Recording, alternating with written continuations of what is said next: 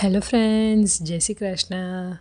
આલુ પરોઠા તો તમે બધાએ બહુ જ બનાવ્યા હશે, પરંતુ આજે ઠંડીમાં મજા પડી જાય તેવા એક નવી જ રીતના ટેસ્ટી અને હેલ્ધી આલુ મેથીના પરાઠા લઈને હું આવી છું. તો ચલો શરૂ કરીએ. તે માટે એક પેન લઈ ગેસ સ્ટાર્ટ કરી લઈશું. તેમાં 2 ટેબલસ્પૂન જેટલું તેલ એડ કરીશું. તેલ ગરમ થાય એટલે તેમાં 1 નંગ ડુંગળીને ઝીણી સમારીને તે એડ કરી દઈશું. ડુંગળીને આપણે 1 થી 2 મિનિટ કૂક કરી લેવાની છે.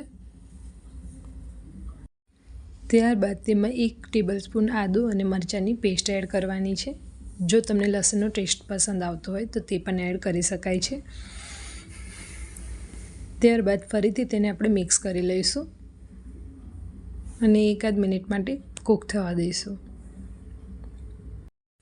ત્યારબાદ તેમાં આપણે કેપ્સિકમ એડ કરીશું.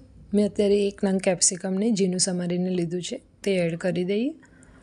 તેને મિક્સ કરી લઈએ. ડુંગળી અને કેપ્સિકમ થોડું ગોલ્ડન બ્રાઉન કલરનું થઈ જાય ત્યાં સુધી આપણે તેને કૂક કરવાનું છે. તમે જોઈ શકો છો તેનો કલર ચેન્જ થઈ ગયો છે. હવે આપણે તેમાં મેથીની ભાજી લેવાની છે. મેં અત્યારે 250 ગ્રામ જેટલી મેથીની ભાજી લીધી છે. મેથીની ભાજીને ધોઈ અને ઝીણી સમારી લીધી છે. હવે આપણે તેમાં મેથીની ભાજી એડ કરી દઈશું. મેથીની ભાજીને એકદમ સરસ રીતે 2 થી 3 પાણી ધોવાની છે. તેમાં માટીનો ભાગ પણ ઘણો રહેલો હોય છે. તેને મિક્સ કરી લઈશું. ભાજીમાં રહેલું બધું પાણી બળી જાય ત્યાં સુધી આપણે તેને કૂક થવા દેવાની છે.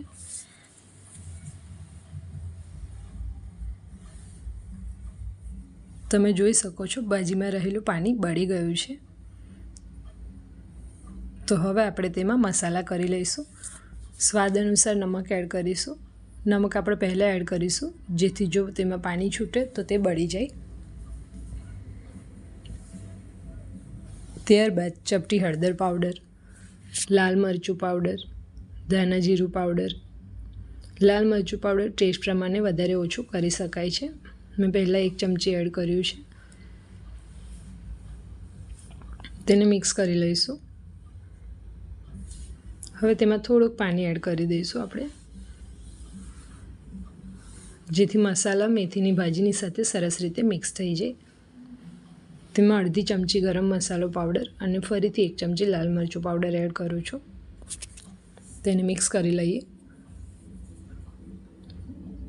તમે જોઈ શકો છો પાણી પણ બળી ગયું છે અને મસાલા પણ સરસ મિક્સ થઈ ગયા છે.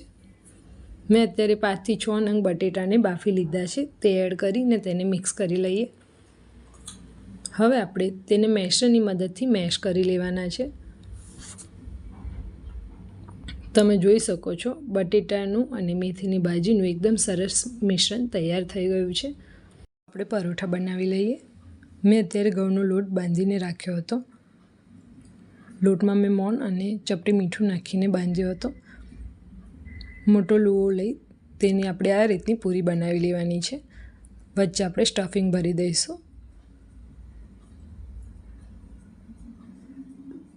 મેં અત્યારે 1 થી 1.5 ચમચી જેટલું સ્ટફિંગ લીધું છે. તમે કેટલી સાઇઝનો પરોઠો બનાવો છો તે રીતે સ્ટફિંગ લેવાનું છે. વધારાનો લોટ આપણે કાઢી લઈશું.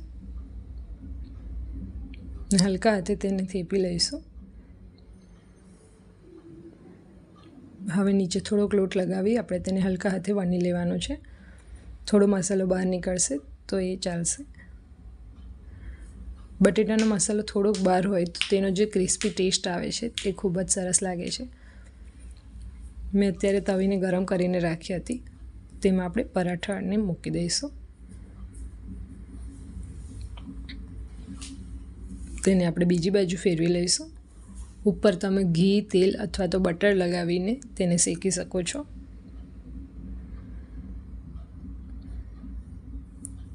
તેને આપણે બંને બાજુ તેલથી અત્યારે શેકી રહ્યા છીએ.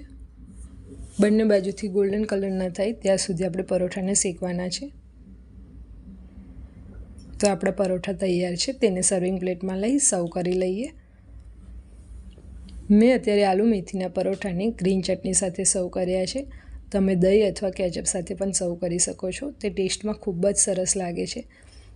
તો આ શિયાળામાં ગુલાબી ઠંડીમાં મેથીનો ભરપૂર ઉપયોગ કરવા માટે આ આલુ મેથીના પરોઠા તમે પણ ઘરે એકવાર જરૂરથી બનાવજો અને મને કોમેન્ટમાં જણાવજો કે તમને મારી રેસીપી કેવી લાગી. અને જો વિડીયો પસંદ આવ્યો હોય તો વિડીયોને લાઇક કરજો, તમારા ફ્રેન્ડ્સ ફેમિલી સાથે શેર કરજો અને ચેનલને સબસ્ક્રાઈબ જરૂરથી કરજો.